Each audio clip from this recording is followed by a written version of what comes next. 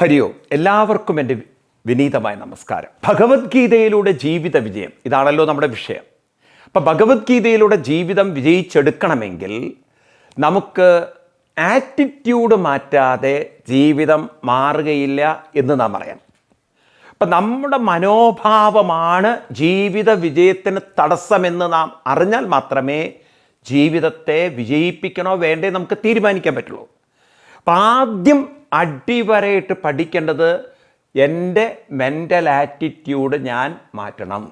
I should change my mind. എൻ്റെ മനസ്സ് മാറിയാൽ മാത്രമേ എനിക്ക് ജീവിതം എങ്ങനെയാവണമെന്ന് തീരുമാനിക്കാൻ പറ്റുള്ളൂ. സോ ജീവിതത്തിൻ്റെ വിജയരഹസ്യം മുഴുവൻ ഇരിക്കുന്നത് നമ്മുടെ മനസ്സിലാണ്. That is the point, that is the centre.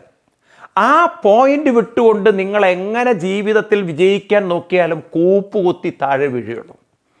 കാരണം ഇവിടെ വലിയ കലാകാരന്മാരും വലിയ സെലിബ്രിറ്റികളൊക്കെ അവസാനം ആത്മഹത്യ ചെയ്തു. അതുകൊണ്ടാണ് അവരെ മനസ്സിനെ അവർ പരിഗണിച്ചില്ല, അവരുടെ കഴിവിനെ അവർ കുറേ കാണിച്ചു, അത്ഭുതങ്ങൾ കാണിച്ചു, പണം വന്നു, അവസാനം മാനസികമായിട്ട് എവിടേക്കോ താളം തെറ്റി അവസാനം അവർ ആത്മഹത്യയിലേക്ക് എത്തി. അപ്പം നമ്മുടെ ജീവിതത്തിൽ മനസ്സെന്ന് പറയുന്ന മഹാസവിശേഷ ശക്തി, അതിനെ നമ്മൾ കൊണ്ടു നടക്കാൻ പഠിച്ചിട്ടില്ലെങ്കിൽ പ്രേമ നൈരാശ്യം കൊണ്ട് ആത്മഹത്യ ചെയ്തവരില്ലേ, കുടുംബ നൈരാശ്യം കൊണ്ട് ജീവിതം തകർത്തവരില്ലേ, മദ്യപാനത്തിലേക്ക് പോയവരില്ലേ, ഭാര്യ വണങ്ങിപ്പോയി, ഭാര്യ ഒരുത്തൻ്റെ കൂടെ പോയി എന്നും പറഞ്ഞിട്ട് കള്ളു കുടിച്ച് സ്വയം നശിച്ചവനില്ലേ. ഇവർക്കൊക്കെ എന്തുകൊണ്ട് പറ്റി ജീവിതത്തിൽ തകർച്ച എന്ന് ചോദിച്ചു കഴിഞ്ഞാൽ, ജോലി നഷ്ടപ്പെട്ടതിന് കള്ളു കുടിക്കുക, അല്ലെങ്കിൽ മറ്റ് പല കാര്യങ്ങൾക്കും നഷ്ടപ്പെട്ടതിന് ലഹരി വസ്തുക്കളിലൂടെ ജീവിതം തകർക്കുക. ഇന്നാണെങ്കിൽ കേരളം പോലുള്ള സംസ്ഥാനത്തിൽ ലഹരിയുടെ ഉപയോഗം വളരെ കൂടിയിരിക്കുകയാണ് യുവതി യുവാക്കളിൽ. അത്രയും ലഹരിയുടെ ലോകത്തിലാണ് നമ്മൾ ജീവിക്കുന്നത്. എന്തേ ഇത്രയധികം ലഹരി വേണ്ടി വരുന്നത്? മനസ്സിന് സന്തോഷവും സംതൃപ്തിയും സമാധാനവും ഇല്ല. ഇതിപ്പോൾ ശരീരത്തിനല്ലല്ലോ ലഹരി. വയറ് പറയുന്നുണ്ടോ കുറച്ച് കള്ള് താ, ബീറ് താ, എന്താ വൈനോ അത് താന്ന് പറയുന്നുണ്ടോ? വയറ് പറയില്ല. പിന്നെ ആരാ ഈ വേണമെന്ന് പറയണത്? ഇപ്പം എന്താ ഈ കഞ്ചാവ് തുടങ്ങിയുള്ള ലഹരി വസ്തുക്കളൊക്കെ വയറോ? ആരാ പറയുന്നത്? ശരീരത്തിൻ്റെ ഏത് ഭാഗത്താണ് അതിനാവശ്യം? മനസ്സിന് വേണ്ടിയിട്ടല്ലേ. എന്നാൽ ആ മനസ്സെന്ന് പറയുന്ന സാധനത്തിനെ കഞ്ചാവ് കൊണ്ട് തൃപ്തിപ്പെടുത്താൻ പറ്റുമോ? എന്താ നമ്മൾ പഠിക്കാത്തത്? ആളുകൾ മദ്യം കൊണ്ട് തൃപ്തിപ്പെടുത്താൻ പറ്റുമോ? തൽക്കാലമൊക്കെ നിങ്ങളുടെ മസ്തിഷ്കം നിങ്ങൾക്ക് മരവിപ്പിച്ചെടുക്കാം, പക്ഷേ നിങ്ങളുടെ ചിന്തകളെ മരവിപ്പിക്കാൻ സാധ്യമല്ല. അതുകൊണ്ടാണ് കുറേ കഴിഞ്ഞാൽ നിങ്ങൾ നോക്കൂ, ഈ മസ്തിഷ്കം ലഹരി കൊണ്ട് മരവിച്ച് ഈ മസ്തിഷ്കത്തിന് മദ്യം കിട്ടാതെ വന്നാലുണ്ടല്ലോ, അത് പിന്നെ നെർവസ് ഡിസോർഡറായി കൈ വിറയ്ക്കുന്ന കള്ളുകുടിയന്മാരെ കണ്ടില്ലേ, കാല് വിറയ്ക്കുന്നതും. അവസാനം എത്തുന്ന പാത എന്താണെന്നറിയോ? മരണത്തിൻ്റെ പാതയാണ്. അമേരിക്കയിലൊക്കെ ഡ്രഗ്സ് ഉപയോഗിച്ച് അവസാനം ഇത് കിട്ടാൻ പറ്റാത്ത സാഹചര്യം വന്നാൽ ഇവൻ ആത്മഹത്യ, അവിടെ ട്രെയിനിന് ചാടുന്നവരും സ്വയം വെടിവെച്ച് മരിക്കുന്നവരുടെയൊക്കെ എണ്ണം ഈ കാര്യത്തിൽ വളരെ കൂടുതലാണ്. കാരണം വെച്ചാൽ അവന് അവസാനം ഇത് കിട്ടുന്നില്ലേ, ലഹരി കിട്ടുന്നില്ല. കാരണം അവന് പൈസ ഇല്ല. ആദ്യമൊക്കെ ഫ്രണ്ട്സ് കൊടുക്കും, പിന്നെ ഇതിന് വലിയ എക്സ്പെൻസാണ് അത്രേ. ഈ കഞ്ചാവിനൊക്കെ വലിയ വിലയാണെന്നാണ് പറയുന്നത്. ഇതൊക്കെ സഹിക്കാൻ പറ്റണ്ടേ? ഇവൻ പിന്നെ കക്കാൻ തുടങ്ങും, ആളുകളെ പറ്റിക്കാൻ തുടങ്ങും, ചതിക്കാൻ തുടങ്ങും. കാരണം ഇവന് പൈസ ഉണ്ടാക്കണം, ഇതുണ്ടാക്കാം. പക്ഷെ അവസാനം ആത്മഹത്യയിലേക്ക്. എന്ത് ജീവിതം അവർ ജീവിച്ചത്? എവിടെയാണ് അവർ ജീവിതത്തിൽ സുഖിച്ചത്? ഇത് കുത്തിവെക്കുമ്പോൾ അല്ലെങ്കിൽ ഇത് തലയ്ക്ക് വലിച്ചു കയറ്റുമ്പോൾ ഉണ്ടാകുന്ന ഒരു തരം മരവിപ്പിനെയാണ് അപ്പോൾ ഇവർ സുഖം എന്ന് പറയുന്നത്. ഇതല്ലാത്തൊരു സുഖം ജീവിതത്തിലില്ലേ? ഇവരൊക്കെയാണ് സത്യം പറഞ്ഞാൽ ഈ സമൂഹത്തിനെ കേടുവരുത്തിയവർ. ഇവരെ കേടുവരുത്തിയത് നമ്മൾ തന്നെയാണ്. നമ്മുടെ വിദ്യാഭ്യാസമാണ്, നമ്മുടെ ഈ രാഷ്ട്രീയ സംസ്കാരങ്ങളാണ്. കാരണം എങ്ങനെയാണ് ശരിക്കുള്ള സുഖം കണ്ടെത്തേണ്ടത് നമ്മളെ പഠിപ്പിച്ചില്ല. മറ്റുള്ളവർക്ക് സേവനം ചെയ്ത് ആ സേവനത്തിലൊരു സന്തോഷം കണ്ടെത്തുന്നതിനേക്കാൾ സന്തോഷവും സുഖവും ഒരു ലഹരിയിലുമില്ല. അതായിരിക്കട്ടെ നമ്മുടെ ലഹരി. സേവനമേവ ലഹരി എന്ന് നമ്മൾ പഠിച്ചിരുന്നെങ്കിൽ എത്ര നന്നായിരിക്കും. അവർ നശിക്കുകയല്ല ചെയ്യുക, അവർ വളരെ ചെയ്യുക, വികസിക്കുകയും ചെയ്യുക. പക്ഷെ ആ സേവനത്തിന് പകരം മദ്യത്തിലേക്ക്, മയക്കുമരുന്നിലേക്ക് സമൂഹത്തെ കൊണ്ടുപോയി അത് സമൂഹത്തിൽ ഉണ്ടാക്കി വെച്ച് കഴിഞ്ഞാൽ പിന്നെ അവർക്കെങ്ങനെയാണ് നശിക്കാതിരിക്കാൻ പറ്റുക? അവർ നശിച്ചേ പറ്റുള്ളൂ. അപ്പം അതുകൊണ്ട് ഭഗവാൻ കൃഷ്ണൻ പറയുന്നു, ആറ്റിറ്റ്യൂഡ് മാറണം. ഏത് ആറ്റിറ്റ്യൂഡിലാണ് നമ്മൾ മനസ്സിനെ കൊണ്ടു നടക്കേണ്ടത്? എങ്ങനെയുള്ള ആറ്റിറ്റ്യൂഡ് ജീവിച്ചാൽ ജീവിതം വിജയിക്കും? അതാണ് 25-ാം ശ്ലോകത്തിൽ കൃഷ്ണൻ നമുക്ക് പറഞ്ഞു തരുന്നത്. നോക്കാം. സക്താ കർമ്മണ്യ വിദ്വാംസോ യഥാ കുർവന്തി ഭാരത കുര്യാദ് വിദ്വാൻ തദാസക്തഃ ചികീർഷുല്ലോകസംഗ്രഹം. ഇത്തിരി കട്ടിയാണ് തോന്നും വായിക്കുമ്പോൾ, പക്ഷെ പറയുമ്പോൾ ഇത് എളുപ്പം മനസ്സിലാവും. ഒന്നുകൂടി വായിക്കാം. സക്ത കർമ്മണ്യ വിദ്വാംസോ യഥാ കുർവന്തി ഭാരത കുര്യാദ് വിദ്വാൻ തഥാ സക്ത ചികീർഷുർലോകസംഗ്രഹം. രണ്ടു പേരെ ഭഗവാൻ താരതമ്യം ചെയ്യാൻ. ഒന്നാമത്തത് കർമ്മണി സക്ത അവിദ്വാൻ. ഒന്ന് അവിദ്വാൻ, വിദ്വാൻ അല്ലാത്തവൻ. രണ്ടാമത്തത് വിദ്വാൻ. അപ്പം അവിദ്വാനും വിദ്വാനും, അതായത് ഒരു സാധാരണ വ്യക്തിയും എന്നാൽ ആറ്റിറ്റ്യൂഡ് മാറ്റിയെടുത്ത മഹാനായ വ്യക്തിയും. ആറ്റിറ്റ്യൂഡ് പോസിറ്റീവായിട്ടുള്ളവരെ മഹാന്മാരെന്നാണ് കൃഷ്ണൻ വിളിക്കുന്നത്. ആറ്റിറ്റ്യൂഡ് നെഗറ്റീവായിട്ടുള്ള ആളുകൾ അവിദ്വാൻമാരാണ്. അപ്പം അവിദ്വാനും വിദ്വാനും തമ്മിലുള്ള വ്യത്യാസം മനസ്സിലാക്കണം നിങ്ങൾ. ആരാണ് അവിദ്വാൻ? കർമ്മണി സക്ത, കർമ്മണി ശക്തി. ശക്തി എന്ന് പറഞ്ഞാൽ ആസക്തി. ഇവിടെ കർമ്മണി ശക്തി എന്ന് പറഞ്ഞാൽ അർത്ഥം എല്ലാ കർമ്മത്തിലും ആസക്തി എന്ന അർത്ഥത്തിലല്ല കൃഷ്ണൻ പറഞ്ഞത്. അതുകൊണ്ടാണ് ഗീത വായിക്കുമ്പോൾ ശ്രദ്ധിക്കണം. നിങ്ങൾ ഗീത വായിക്കുന്ന സമയത്ത് ആചാര്യാത് മുഖാശ്രുതം എന്ന് എടുത്തു പറയാനുള്ള കാരണം ഇതാണ്. നമുക്കിതിൻ്റെ അർത്ഥം പെട്ടെന്ന് പിടികിട്ടില്ല. കർമ്മണി, ഒരാൾ കർമ്മത്തിൽ ശക്തനാണ്, മറ്റൊരാൾ കർമ്മണി അസക്ത. ഒരാൾക്ക്, അതായത് വിദ്വാൻമാർക്ക് കർമ്മത്തിൽ ആസക്തിയില്ല, അവിദ്വാൻമാർക്ക് കർമ്മത്തിൽ ആസക്തി ഉണ്ടെന്ന് പറഞ്ഞാൽ നമ്മൾ പറയും എന്നാൽ പിന്നെ അവിദ്വാനാന്നല്ലേ. കാരണം അവൻ ചെയ്യുന്ന കാര്യത്തിൽ ആത്മാർത്ഥത ഉണ്ടല്ലോ, ആസക്തിയോടുകൂടി ചെയ്യുന്നുണ്ടല്ലോ, അതായത് അതിൽ ഇൻവോൾവ് ചെയ്ത് ചെയ്യുന്നുണ്ടല്ലോ. ആസക്തി എന്ന് പറഞ്ഞാൽ അതിൽ ഇൻവോൾവ്മെൻ്റ് എന്നല്ലേ അർത്ഥം. വിദ്വാനാണെങ്കിലോ അതിൽ ആസക്തി ഇല്ല എന്ന് പറഞ്ഞാൽ അവൻ അതിലൊന്നും ഒരു അറ്റാച്ച്മെൻ്റ് ഇല്ലാതെ ചെയ്യുന്നു പറഞ്ഞാൽ, അതിലൊരു താല്പര്യം ഇല്ലാതെ ചെയ്യുന്നു പറഞ്ഞാൽ പിന്നെ ആർക്ക് വേണം വിദ്വാൻമാരെ? അതുകൊണ്ട് അർത്ഥത്തിലല്ല ഇവിടെ കൃഷ്ണൻ പറഞ്ഞത്. റോങ്ലി നമ്മൾ എടുക്കരുത്. പിന്നെന്താ ഇതിനർത്ഥം? കർമ്മണി അവിദ്വാൻ കർമ്മണി സക്ത. അവിദ്വാൻമാർ കർമ്മത്തിൽ ആസക്ത. അവിടെ കർമ്മണി എന്ന് പറഞ്ഞാൽ അർത്ഥം അവനവൻ ഇഷ്ടപ്പെട്ട കാര്യങ്ങളിൽ മാത്രം ആസക്തരായി ചെയ്യുന്നു. അതായത് ഒരാൾ ആലസ്യം, ഒന്നും ചെയ്യാൻ അവിടെ ഇരുന്നോളോ, നന്നായി, എനിക്കിഷ്ടമായിരുന്നു. ഒന്നും ചെയ്യാതിരിക്കുന്നതിലൊരു ആസക്തി, അല്ലെങ്കിൽ എനിക്കിഷ്ടപ്പെട്ട കാര്യം മാത്രം ചെയ്യുന്നതിൽ ആസക്തി. അപ്പോൾ അതാണ് ഈ അങ്ങനെയുള്ള ആളുകൾക്ക് വീക്കെൻഡാണ് വളരെ ആസക്തിയുള്ള ദിവസങ്ങൾ. വീക്കെൻഡിൽ അവർ പോകുന്നുണ്ട്, പുറത്ത് പോകുന്നുണ്ട്, കറങ്ങുന്നുണ്ട്. നേരെ മറിച്ച് ഒരു ജോലിയുടെ ഭാഗമായിട്ടാണ് കറങ്ങുന്നത്. ഇറ്റ്സ് സോ എക്സോസ്റ്റിങ്, ടയേർഡായി അവർ. നേരെ മറിച്ച് അവരുടെ ഇഷ്ടത്തിനാണ് അവർ കറങ്ങുന്നതെങ്കിൽ ഒരു പക്ഷേ ജോലിയുടെ ഭാഗമായിട്ട് ഒരു 20 കിലോമീറ്റർ യാത്ര ചെയ്യുമ്പോഴേക്കും അവർ തളർന്നു. എന്നാൽ അവരുടെ ഒരു ഹോളിഡേ ആയിട്ടാണ് അവർ പോകുന്നത്, ഒരു 100-200 കിലോമീറ്റർ അവർക്ക് സമയം പോകുന്ന അറിയുന്നില്ല. കാരണം അത് അവരുടെ ആസക്തിയിൽ നിന്നുണ്ടായതാണ്. അപ്പോൾ സ്വാർത്ഥപരമായ കാര്യങ്ങളിൽ ആസക്തരായിരിക്കുന്നവരെയാണ് അവിദ്വാൻ എന്ന് പറയുക. അവനവൻ്റെ ഇഷ്ടത്തിനനുസരിച്ചുള്ള കാര്യങ്ങളിൽ മാത്രം മുഴുകി ആസ്വദിച്ച് ചെയ്യുക. നിങ്ങൾ കണ്ടിട്ടുണ്ടോ ചില ആളുകൾ ഓഫീസിലൊക്കെ വളരെ ബോറടിച്ച് ജോലി ചെയ്യും. എന്നാൽ അത് കഴിഞ്ഞാൽ ഫ്രണ്ട്സിൻ്റെ കൂടെ ക്രിക്കറ്റ് കളിക്കാനോ അല്ലെങ്കിൽ ഫുട്ബോൾ കളിക്കാനോ അല്ലെങ്കിൽ വോളിബോൾ കളിക്കാനോ അല്ലെങ്കിൽ ഷട്ടിൽ കളിക്കാനോ എന്തൊരു താല്പര്യമാണ്. അതിലവർ മറന്ന് കളിക്കും. എന്നാൽ അതേ വ്യക്തി ജോലി സ്ഥലത്ത് ഈ ഒരു ആവേശവും ഈ ഒരു സ്പിരിറ്റും കാണില്ല. അത് നമുക്ക് കാണാൻ സാധിക്കും പലരിലും.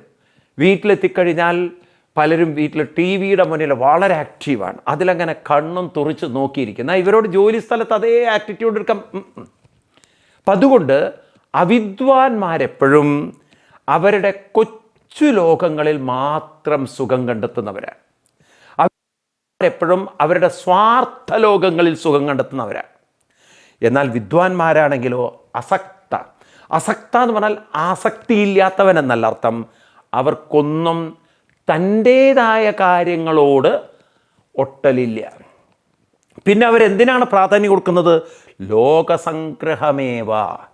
എൻ്റെ പ്രവൃത്തി കൊണ്ട് മറ്റുള്ളവർക്ക് പ്രയോജനമുണ്ടാവണം, മറ്റുള്ളവർക്കൊരു ഉപകാരം ഉണ്ടാവട്ടെ.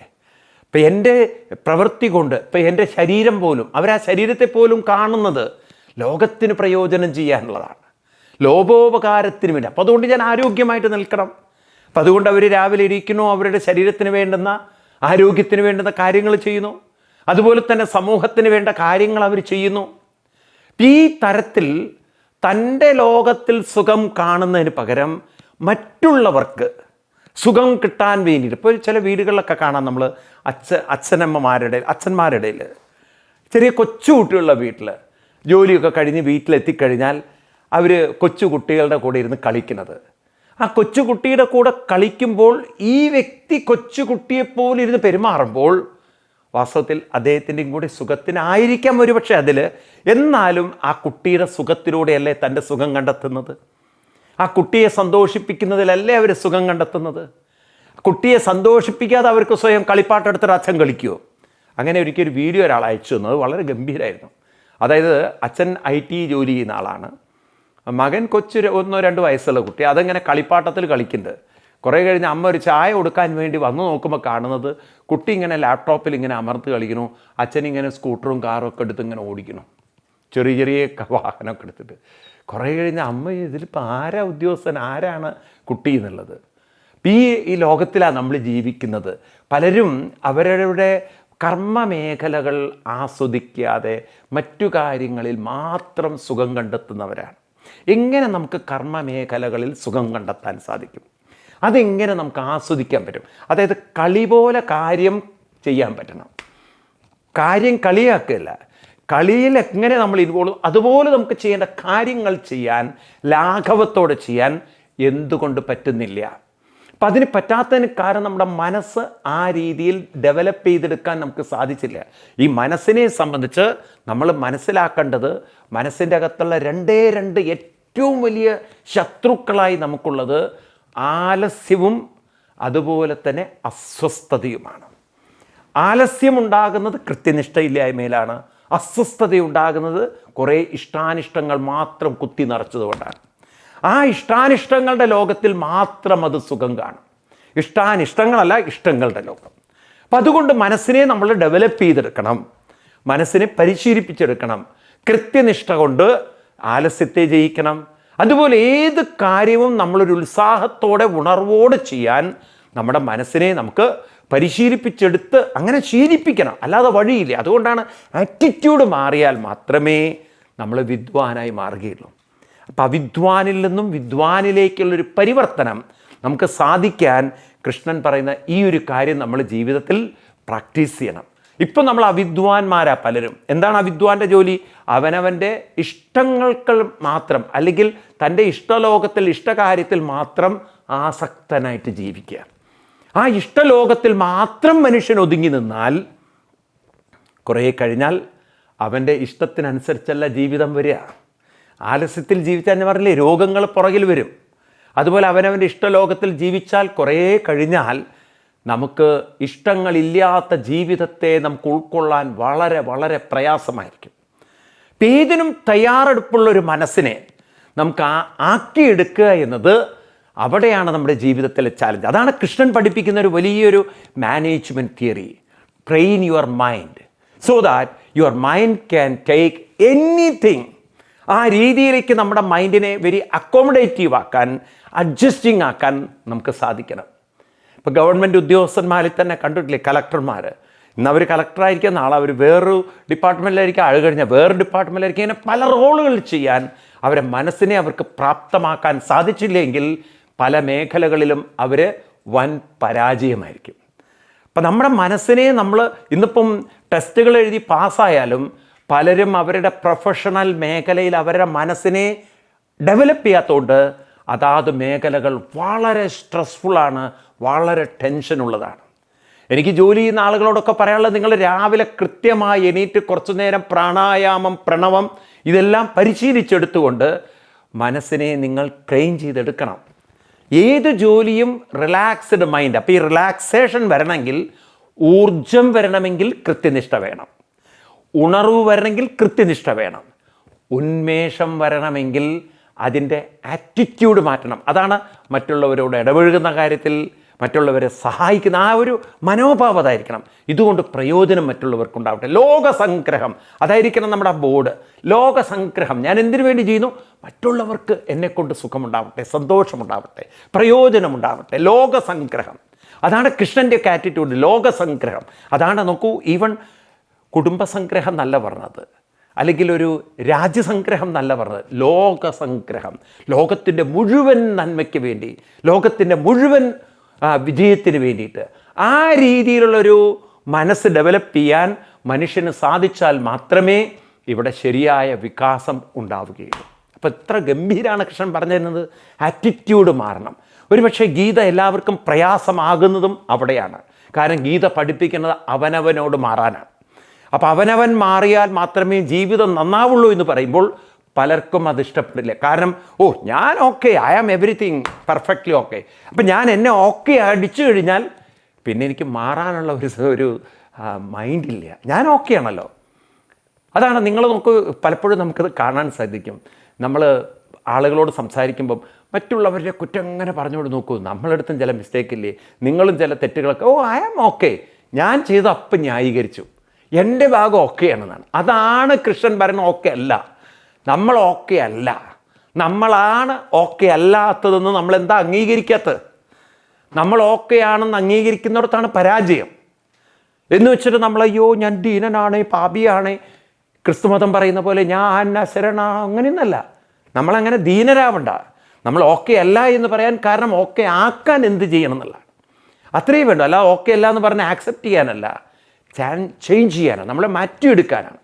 അപ്പം നമ്മൾ ആ മനസ്സിനെ മാറ്റിയെടുക്കണമെങ്കിൽ, ഡെവലപ്പ് ചെയ്യണമെങ്കിൽ ഞാൻ ഓക്കെ അല്ല എന്ന് നമ്മൾ മനസ്സിലാക്കിക്കൊണ്ട് ആ ഓക്കെ അല്ലാത്ത എൻ്റെ മനസ്സിനെ ഇനി ട്രാൻസ്ഫോം ചെയ്യാൻ ഞാൻ നിരന്തരം പരിശ്രമിച്ചാൽ ഒരു വലിയ മനസ്സെനിക്ക് നേടിയെടുക്കാൻ പറ്റും.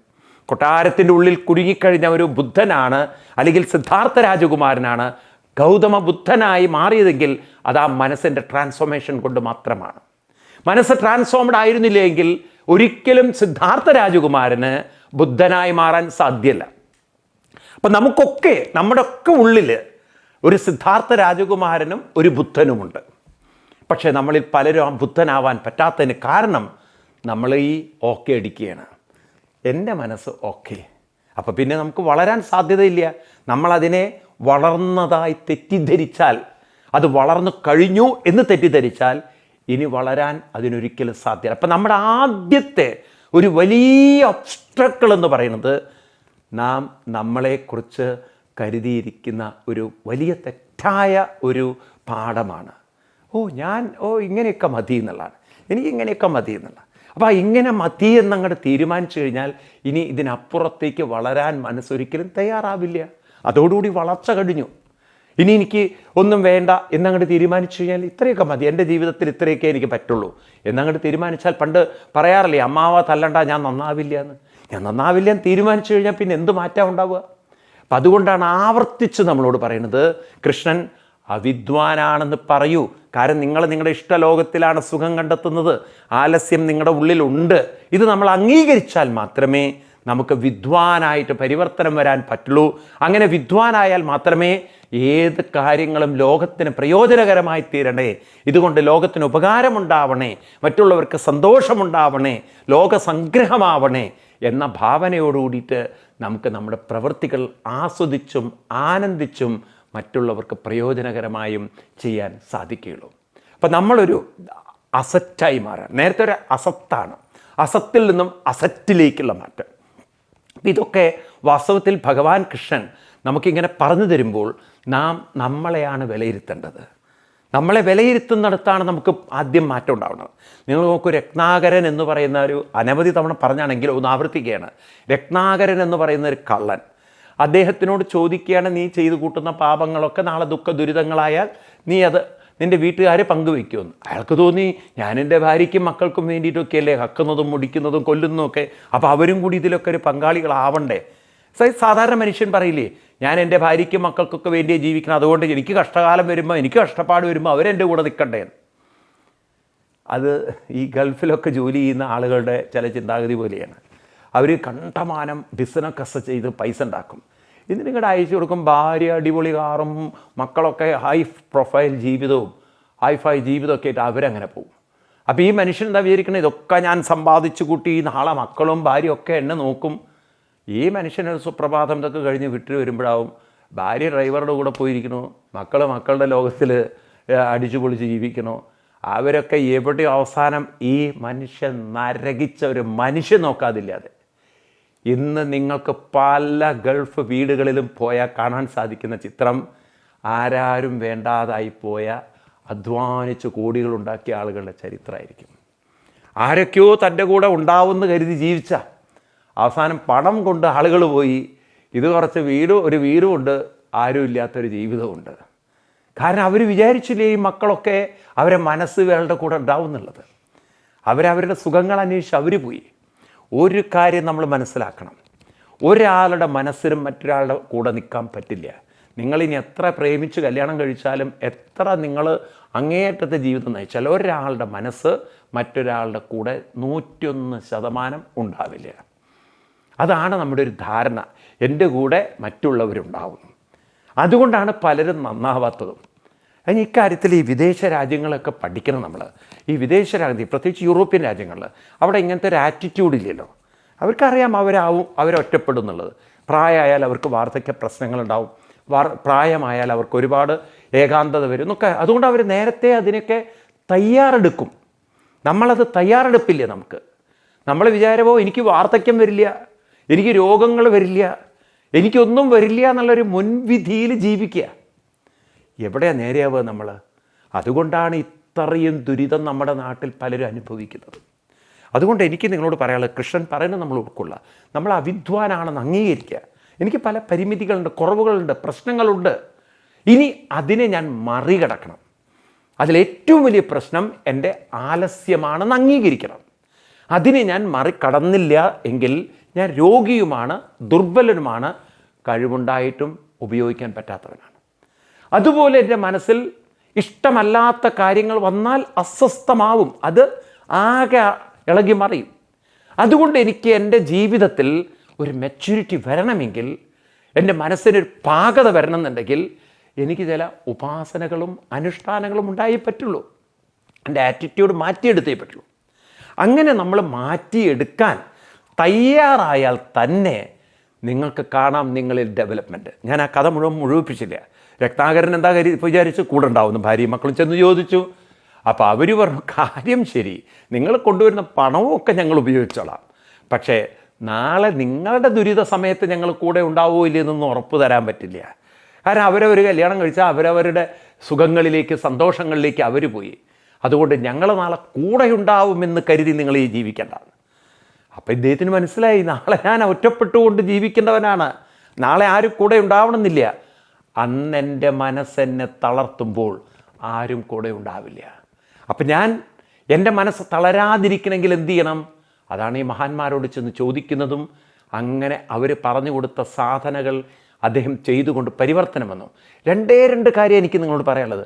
ഒരുപക്ഷെ ഈ രത്നാകരൻ ഈ ഒരു സത്യം അംഗീകരിച്ചില്ലായിരുന്നുവെങ്കിൽ, അതായത് നാളെ എൻ്റെ കൂടെ ആരുമുണ്ടാവില്ല, ഞാൻ ഒറ്റപ്പെടും, ഒന്ന് അത് അംഗീകരിച്ചില്ലായിരുന്നെങ്കിൽ, രണ്ട് ഈ ഒറ്റപ്പെടുന്ന സമയത്ത് എൻ്റെ ജീവിതം മുരടിക്കാതിരിക്കാൻ, എനിക്ക് മരവിപ്പ് വരാതിരിക്കാൻ, മടുപ്പ് വരാതിരിക്കാൻ, നിരാശയും വിഷമവും വിഷാദവും വരാതിരിക്കാൻ ഞാൻ എന്ത് ചെയ്യണം, അതിന് ഞാൻ എന്ത് പ്രവർത്തിക്കണം എന്ന ഈ രണ്ട് കാര്യങ്ങളില്ലായിരുന്നെങ്കിൽ രത്നാകരൻ വാത്മീകിയാകുമായിരുന്നു.